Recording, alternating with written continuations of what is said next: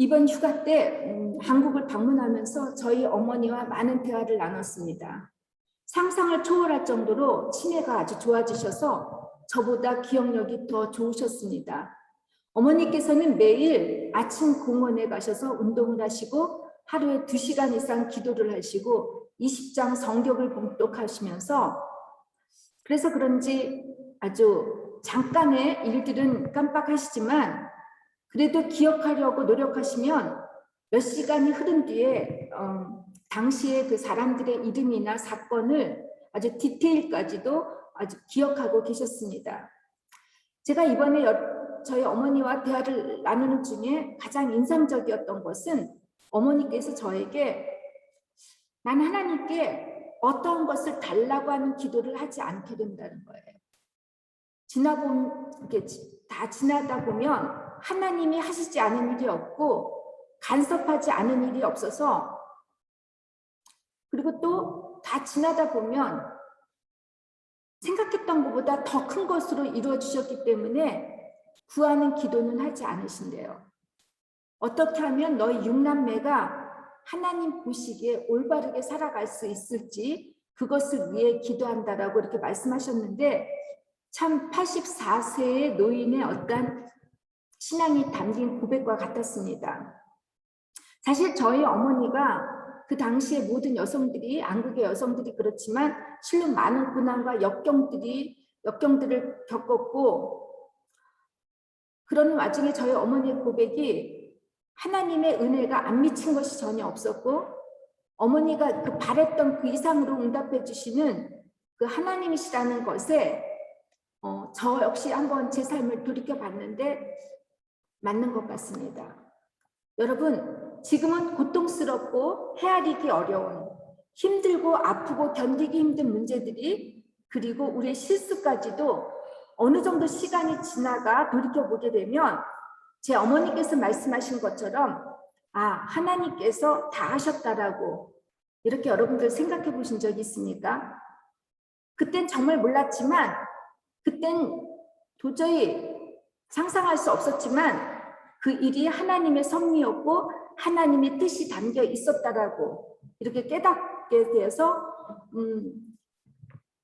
지금의 그 당시의 일이 발생한 것이 도리어 감사하다라고 이렇게 고백한 적이 여러분 있었으리라고 생각합니다.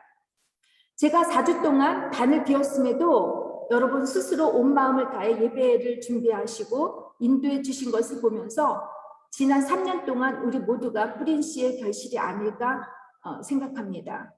제가 담임 목회자로서 정식 우리 바젤 한인교회를 섬기기 전에 유감스럽게도 많은 성도님들이 다 뿔뿔이 흩어졌습니다. 정작 저와 함께 교회에 남아서 교회가 없어지지 않도록 우리 교회 공동체를 지켰던 분들이 불과 5명밖에 불과했습니다. 그런데 이젠 여러 성도님들이 목회자 한 사람에 매이지 않고 스스로 예배를 드릴 수 있고 교회를 건강하게 이끌어갈 수 있다는 것이 정말 참으로 감사하고지 모르겠습니다. 많은 미약함에도 불구하고 여러분 모두가 그동안 오직 예배와 말씀 그리고 기도에 한결같이 올인하니까 코로나의 위기 속에서도 저희 교회 성도님들은 한 분도 빠짐없이 예배에 참석해 주셨고 저희 교회가 무엇보다도 아프리카를 위해 선교 후원을 더 할 수 있었고 무엇보다도 하나님께서 우리 모두가 이렇게 예배를 드릴 수 있고 또 공동체 활동을 할 수 있도록 우리에게 정말 과할 정도로 가장 이상적인 이 요하네스 교회를 장소를 허락해 주신 것이라고 저는 믿습니다. 이번 여름 한국에서 기도하는 가운데 하나님께서 저에게 주신 감동은 우리 바젤 한인선교교회가 앞날을 위해 준비하시라는 말씀이었습니다. 코로나 팬데믹을 통해서 우리들의 신앙과 믿음, 우리들이 그동안 섬겼던 교회가 진정으로 알곡인지 아니면 축정인지 불과한 것인지 이제 드러나게 하셨습니다. 수많은 성도들이 코로나 팬데믹으로 인해 불편하게 교회를 가지 않고서도 집에서든지 어디서든지 편리하게 예배를 드릴 수 있게 되었습니다. 정말 손가락 하나만 누르면 내가 원하는 설교나 예배를 인터넷이나 방송을 통해서 아주 쉽게 접할 수 있게 되었고, 또 공동체에 대한 의무나 책임감 같은 부담감으로부터 자유로워질 수 있었고, 무엇보다도 헌금을 하지 않아도 되니 얼마나 편하고 좋겠습니까? 그러나 점점 시간이 흘러가면서 교회 공동체를 떠난 수많은 사람들의 영혼은 피폐해져 가고 메말라져 가게 될 것이고, 그들의 신앙과 믿음이 한계에 부딪히게 될 때 다시 교회 공동체를 찾을 때가 올 것이기 때문에 저희 교회와 저는 이때를 위해 잘 준비하라고 하시는 말씀이 주님께서 저에게 주신 말씀이었습니다. 오늘 저는 시편 126편을 묵상하면서 여러분과 제가 또 우리 바젤 한인선교교회가 2021년 후반기부터 어떻게 무엇을 준비하고 있어야 할지 하나님의 음성을 듣는 은혜로운 시간이 되시기를 주님의 이름으로 축원합니다. 시편 126편은 우리에게 잘 알려진 시입니다. 이 시의 표제어는 성전으로 올라가는 노래로 되어 있는데 보통 성전 순례시라고 부릅니다. 성전 순례시는 바벨론 포로 이후에 지어진 시로서 이스라엘의 주요 절기인 초막절, 유월절, 오순절 때 성전에 올라가면서 부르는 찬양의 시입니다. 이 성전 순례시는 시편 120편에서부터 134편까지 모두 15편의 시가 있는데 시편 126편은 7번째 순례시입니다. 시를 지은 사람은 누가 썼는지 알 수 없는 무명인이지만 추측컨대 그는 이스라엘 백성들이 바벨론 포로에서부터 예루살렘으로 돌아오기까지 모든 것을 경험한 사람일 것이라고 봅니다. 우리가 아주 잘 아는 이 126편 시는 사실 짧긴 하지만 원어로 볼 때는 동사의 시제 때문에 해석하기가 아주 매우 까다로운 시입니다. 시의 구성을 자세히 살펴보면 1절에서 2절까지는 과거의 역사적 사실이지만 미래 완료형으로 되어 있습니다. 여호와께서 이러게 하실 때 이렇게 되어져 있을 것이다라고 되어 있고, 4절은 그렇기 때문에 주님께 간구타운하면서 5절에서 6절은 이렇게 살아야 한다는 권면 및 결단으로 이 시를 맺습니다. 여러분 1절에서 4절을 보면 70년 동안 바벨론에서 포로 생활을 하던 이스라엘 백성들이 돌아온 정황을 묘사합니다. 그런데 과거의 역사적 사건을 회고하며 시작된 시가 갑자기 마지막에서 뜬금없이 눈물을 흘리며 씨를 뿌리는 자는 기쁨으로 단을 거둘 날이 올 것이다 라고 했을 때 뭔가 시의 내용과 잘 맞지 않아 보입니다. 포로 귀환을 회상하며 그렇게 되기를 소망하고 찬양하다가 왜 갑자기 씨 뿌리는 이야기를 하는 것인지 이해하기가 참 어렵습니다. 도대체 바벨론의 포로 생활에서 씨 뿌리는 자가 무슨 상관이 있을지 시인의 의도는 도대체 무엇일지 궁금하지 않습니까? 여러분, 예전에 우리가 에스라서를 나눌 때 제가 바벨론의 포로 생활과 예루살렘으로의 귀환에 대해서 자세히 언급한 적이 있었습니다. 역사적으로 이스라엘은 솔로몬 왕 이후 남유다와 북이스라엘 이렇게 둘로 나뉘어졌는데, 북이스라엘은 722년, 그러니까 BC죠. 아수르에 멸망당하고 유다는 북이스라엘이 멸망당한 지 135년 후에 바벨론에 의해 멸망당하게 되는데, 이때 많은 이스라엘 민족들이 포로로 끌려가게 됩니다. 이스라엘 백성이 하나님께 불순종하고 우상을 섬기며 악을 행하니까 하나님께서는 이스라엘 백성들을 바벨론의 포로로 끌려가게 하셔서 70년 동안 포로 생활을 하게 하셨습니다. 바벨론은 제가 우리 아브라함 할 때도 그랬고 제가 몇 번 이렇게 언급을 했어요. 유프라테스 강과 티그리스 강이 교차되는 곳으로서 메소포타미아의 문화와 문명이 발달된 아주 가장 오래된 고대 도시의 하나로서 지금의 이라크에 위치하고 있는 곳입니다. 다니엘서에 보는 바와 같이 이스라엘 백성들은 바벨론의 느부갓네살 왕의 통치하에 포로 생활을 하지만 이집트의 종살이와는 사뭇 다르게 그들은 물질적 풍요와 부를 누릴 수 있었습니다. 그러나 정작 성전에서 예배를 드릴 수 있는 그런 자유가 허락되지 않았습니다. 교회사적으로 볼 때 보통 신앙의 자유가 억압되고 하나님을 믿는 사람들이 탄압과 박해를 받을 땐 아이러니하게도 하나님을 믿는 사람들의 신앙은 흔들림이 없이 더욱 더 단단해져 굳건해집니다.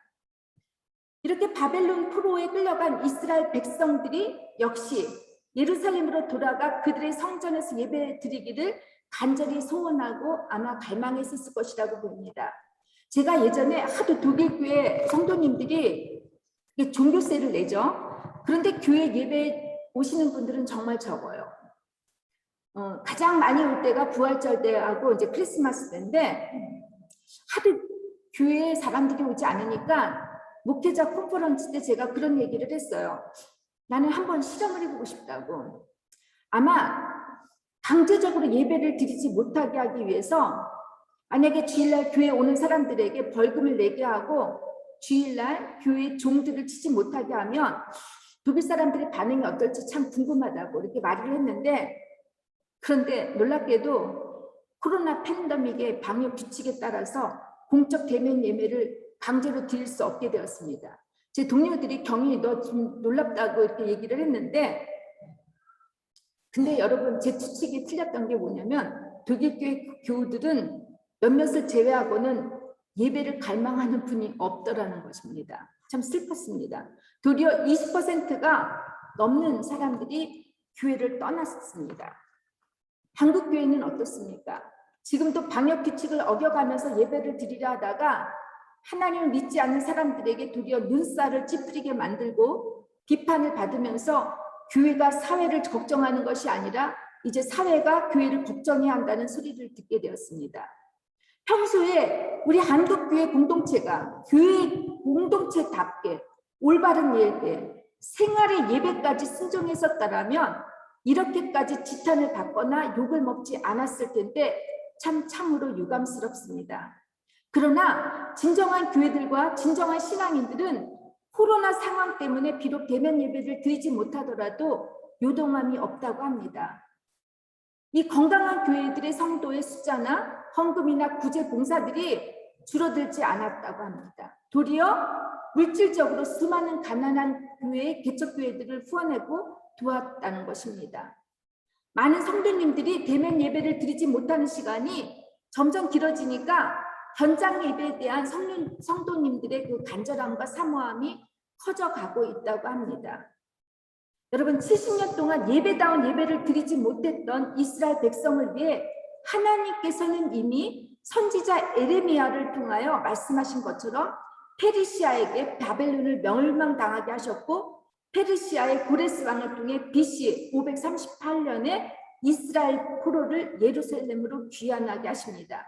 스가랴 느헤미야서를 보면 첫 번째 예루살렘으로 돌아온 그 귀환자 수가 49,897명, 그러니까 약 5만 명 정도라고 하는데 여러분 상상이 갑니까? 5만 명이 다 곳곳에 흩어져 있던 그 5만 명이 함께 모여서 자신의 고국의 땅으로 돌아간다라는 거 이게 상상이 갑니까?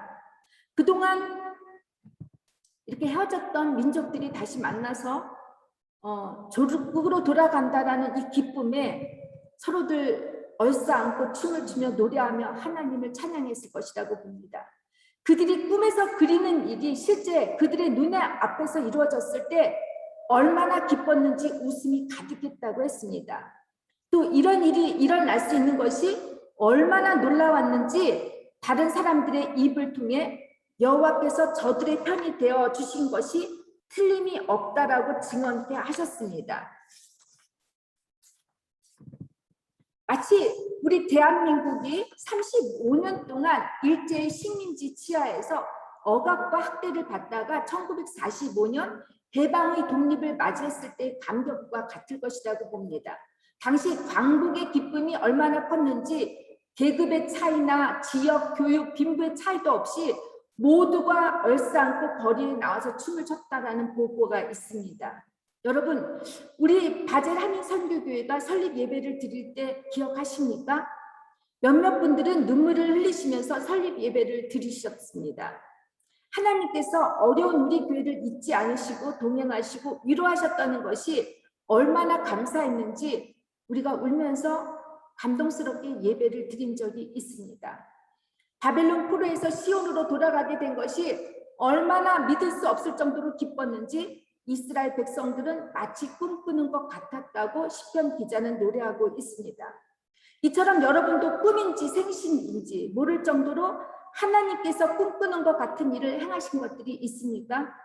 또 이 하나님의 놀라운 일들을 여러분들은 늘 잊지 않고 감격하면서 마음에 새기고 있습니까? 하나님께서 베푸신 모든 은혜가 물거품처럼 사라지고 있을까봐 시인은 2절과 3절에 하나님이 하셨다고, 하나님이 우리 편이 되셔서 큰일을 하셨다고 2번씩이나 강조를 합니다. 그러나 바벨론에서의 포로 귀환 이후는 시편 126편의 시인이 묘사한 듯 그렇게 백성들이 감격할 만큼 행복하지는 않았습니다. 막상 그들이 예루살렘에 돌아왔을 땐 기대와는 전혀 다른 상황이 기다리고 있었습니다. 불에 탄 성전과 다 무너진 예루살렘 성벽들을 다시 재건하는데 수많은 방해와 장애물이 있었습니다. 학개서를 보면 가뭄의 연속이었고 먹을 것과 마실 것이 부족해서 백성들의 불만이 높았고, 느헤미야서를 보면 3차 포로 귀환 이후에도 예루살렘은 여전히 황무했고 백성들의 원성은 최고조에 달했다고 이렇게 합니다. 막상 고생 끝 행복의 시작이라고 믿었는데 또다시 어렵고 힘든 일들이 닥쳐올 때 여러분은 어떻게 반응을 하십니까? 하나님을 원망하고 불평 불만을 토하며 하나님을 멀리하고 있지는 않으십니까? 4절의 시편 기자는 네게베의 시내들에 다시 물이 흐르듯이 포로로 잡혀간 자들을 돌려보내달라고 간구합니다. 이스라엘 백성들은 유감스럽게도 한 번에 귀환하지 않고 93년 동안 3차례로 나뉘어서 귀환을 합니다. 바벨론의 풍요와 부를 떠나지 못하고 여기가 두사온이 눌러앉고자 하니까 예루살렘으로 돌아오기를 원하지 않았습니다. 70년 동안 바벨론에 살면서 집도 짓고 어느 정도 재산도 불리고 시집장가도 가서 가족을 이루고 살고 있는데 굳이 예루살렘으로 돌아가서 고생하고 불편하게 살고 싶지 않았을 것입니다. 시인은 이런 포로들을 네게베 시내에 흐르는 물처럼 많이 보내달라고 간구합니다. 바싹 마르다라는 의미의 네게브의 시내는 계절에 따라 물이 흐르기도 하고 물을 흘려보내지 않기도 하는 특징을 가지고 있다고 합니다. 우기에는 물이 흐르지만 여름이 되고 나면 물이 바싹 말라 버린다고 합니다. 이런 농업적 환경에서 시인은 계절을 번개해서 우기로 바꾸시듯 하나님께서 포로로 잡혀간 자들을 돌려보내달라고 탄원합니다. 많은 신앙인들이 물질적 풍요와 부와 성공에 취해서 살다 보면 영적으로 무디어가고 게을러지고 태만해져 갑니다.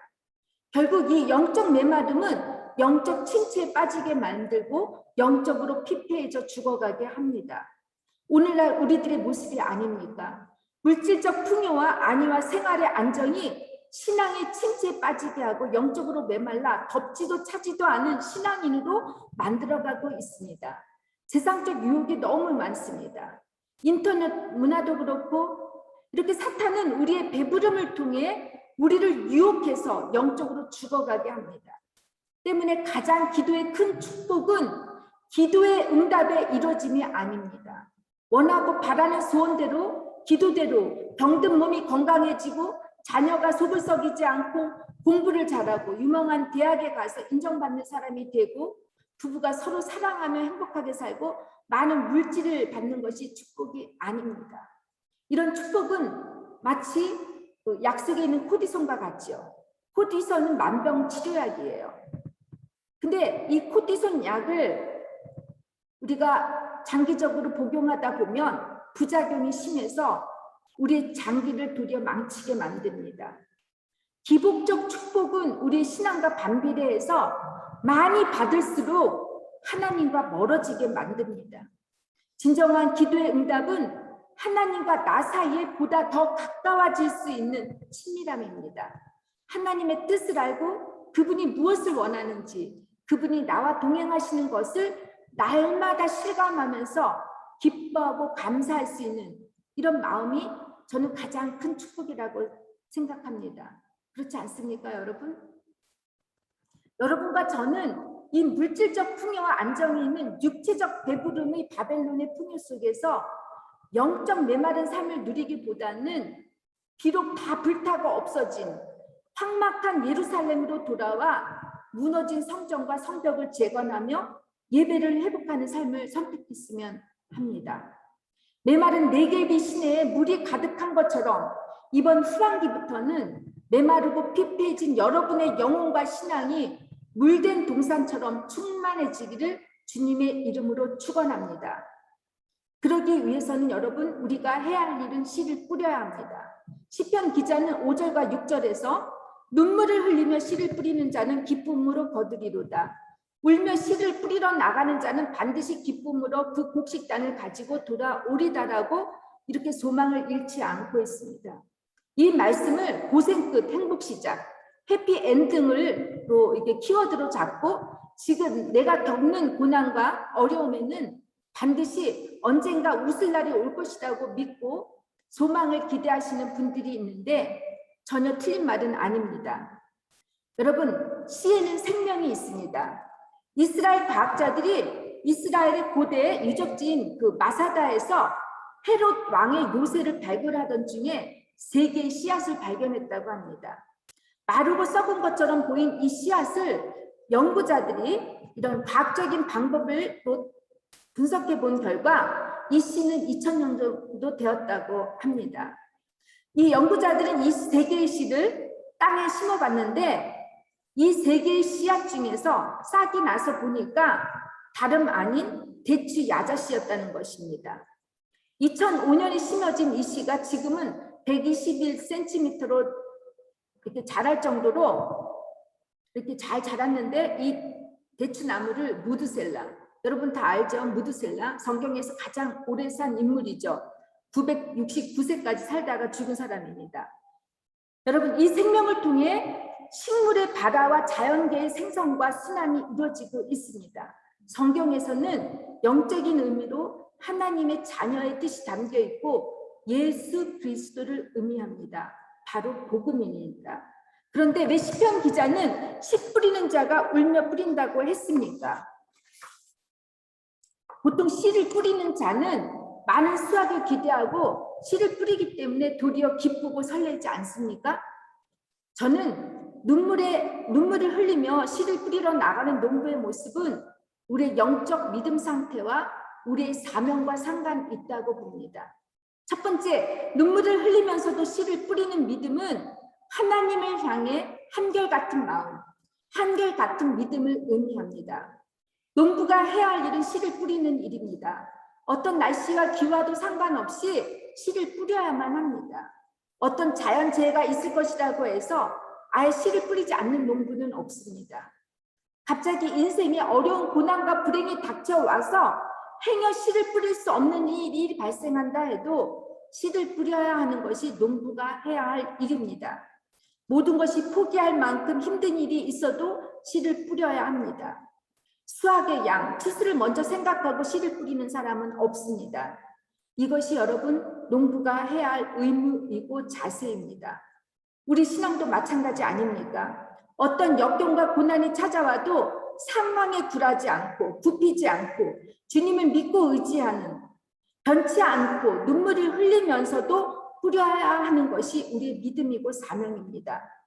저는 왠지 하나님과 제 사이에 뭔가 가로막는 듯한 느낌을 한 몇 주 전부터 이렇게 한국 가기 전부터 이런 것들이 느꼈었습니다. 도대체 무엇일지 제가 참 알지 못했었습니다. 근데 이번 여름에 제가 한국 가서 기도를 하는 가운데 하나님께서 저를 깨닫게 해주시고 회개를 알겠는데 제가 이제 목회를 하다 보니까 점점 제가 목회자하고 저하고 맞지 않다라는 생각을 했었습니다. 나이가 들다 보니까 이제 책임에 눌리는 것들이 싫어서 다 때려치고 싶다라는 말을 제가 종종 했었습니다. 하나님께서 맡겨주신 이 귀하고 소중한 사명을 저는 제 이 방정맞은 입으로 하나님께 때려치고 싶다라는 말을 이렇게 했는데 그것 때문에 그래서 그런지 하나님과 저의 그 긴밀한 대화에 이런 어떤 격이 있었던 것 같습니다. 여러분, 하나님은 여러분께 각자에게 영혼을 구원하기 위한 복음의 씨를 뿌리라는 것을 이런 사명을 여러분에게 주셨습니다. 여러분 어떠한 환경에 있다 할지라도 이 씨 뿌리는 것을 멈추지 말아야 합니다. 무엇보다도 저희 교회는 교회 때문에 목회자 때문에 시험을 받고 교회를 나가지 않는 이 가난한 교인들을 위해 더욱더 우리가 하나님의 거룩한 자녀로서 또 거룩한 교회가 교회다워지도록 노력하면서 씨 뿌리는 것을 멈추지 말았으면 합니다. 믿습니까, 여러분? 또한 현실적으로 볼 때 전혀 변하지 않을 것 같은 내 남편과 아내, 자녀들이 있다고 해도 또한 부모님이 있다 할지라도 우리가 멈추지 않고 눈물로 복음의 씨를 뿌릴 때 남편과 아내가 바뀌고 변하게 될 것이고 여전히 계속 이어지는 그 가족들의 대물림 되던 나쁜 습관이나 악한 것들이 끊어지게 될 것입니다. 왜냐하면 우리의 눈물의 기도의 씨에는 예수의 생명이 들어있기 때문에 그래서 사람을 살릴 수가 있습니다. 이것이 성전을 세우는 일이고 하나님의 성벽을 쌓는 일입니다.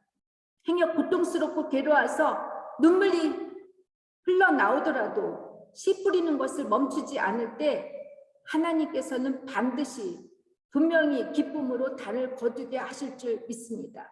믿습니까?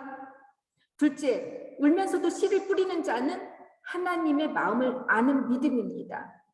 여러분은 그 누군가를 위해 기도할 때 눈물을 흘려보신 적이 있으십니까? 그 사람을 향한 하나님의 마음이 이렇구나 채우라면서 울어보신 적이 있으십니까?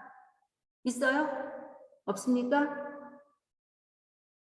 우리가 그 한 사람의 영혼을 위해 중보 기도할 때 성령님께서는 기도의 대상인 그 사람에 대해 분명히 하나님의 긍휼하심과 사랑을 느끼게 하십니다. 하나님의 마음으로 기도를 하기 때문에 뜨거운 눈물이 나올 수밖에 없습니다. 제가 이제 한국을 떠나기 하루 전날 제가 사랑하는 친구가 아침 일찍 저에게 전화를 했습니다.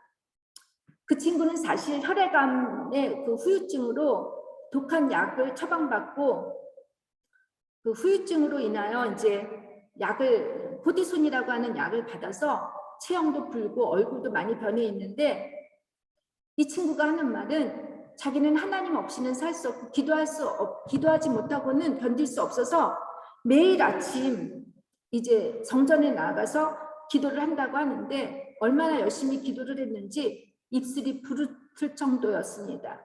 근데 제가 떠나는 하루 전날 제 친구가 새벽 기도 때 저만을 생각하고 기도하는데 눈물이 많이 나왔다고 이렇게 저한테 말을 하면서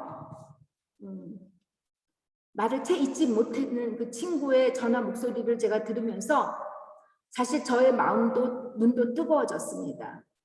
제 친구의 눈물의 중보 기도가 저를 향한 하나님의 사랑하심과 위로였기에 얼마나 힘이 되었는지 모릅니다. 여러분, 예수의 십자가의 고난을 직접 경험해 본 사람은 한마디로 진정으로 예수 십자가의 은혜를 경험해 본 사람은 다른 사람을 위해 기도할 때 눈물을 흘리지 않을 수가 없습니다. 누군가를 위해 뜨거운 눈물로 기도하는 사람은 진정으로 주님을 사랑하는 사람입니다.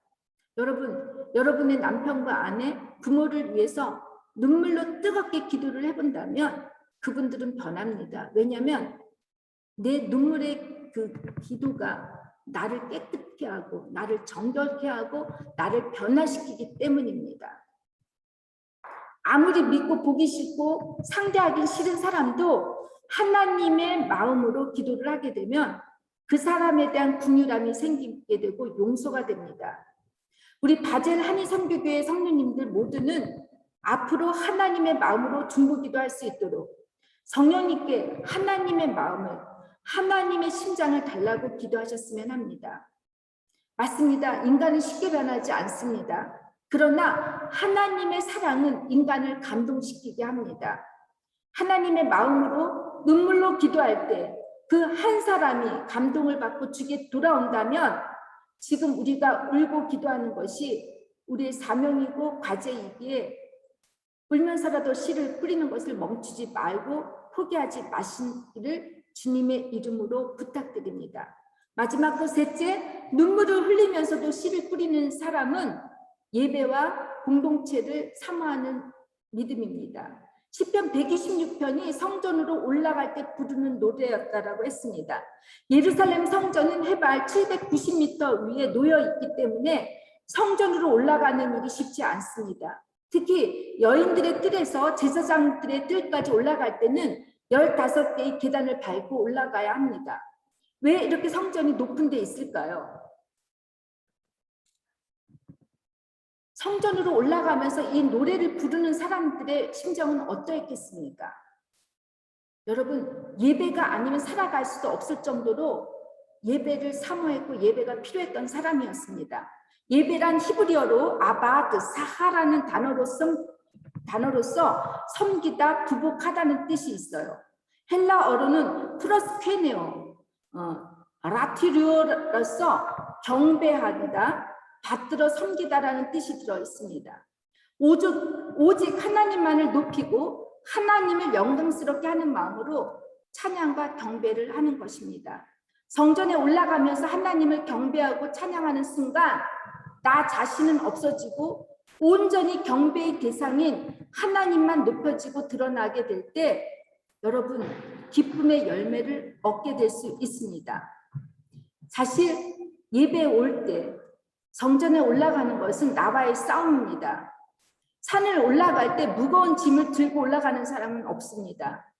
하나님께 가까이 가는 이 삶 속에서는 우리의 모든 무거운 짐을 내려놔야 합니다. 이것을 주님께 맡길 때 여러분은 평화와 하나님의 임재함을 경험합니다.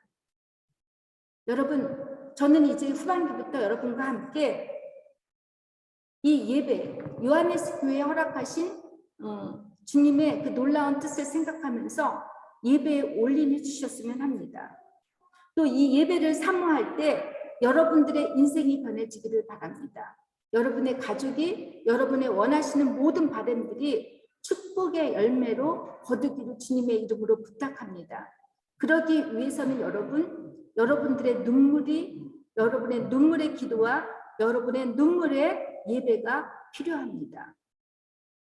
약속하시겠습니까? 우리 모두 함께 눈물을 흘리면서라도 우리는 지금 씨를 뿌려야 할 때라고 저는 생각하니까 여러분 우리 모두 함께 이 말씀을 통해서 이제 이 후반기 저희 교회와 여러분들이 해야 할 일들을 잊지 않고 눈물로써 우리가 기도해 주시고 눈물로써 예배에 올인해 주시기를 주님의 이름으로 축원합니다. 다 같이 기도하겠습니다. 하나님, 우리가 어느 때 울게 됩니까? 속상하고 원통할 때 울지만 진정으로 남을 위해서 하나님을 위해서 울어본 적이 얼마나 있습니까? 하나님, 우리에게 울음을 주시옵소서. 웃음은 정말 기쁘지만 울음 속에 진정한 삶에 우리의 겸손함이 들어있고 우리의 눈물 속에 예수님의 십자가의 은혜를 깨닫게 됩니다. 이제 저희들의 눈물로써 그 이웃을 향한 그 영혼을 향한 사랑으로 주님의 마음으로 기도하는 우리 모두가 될 수 있도록 주여 도와주시옵소서. 예수님의 이름으로 기도드립니다. 아멘.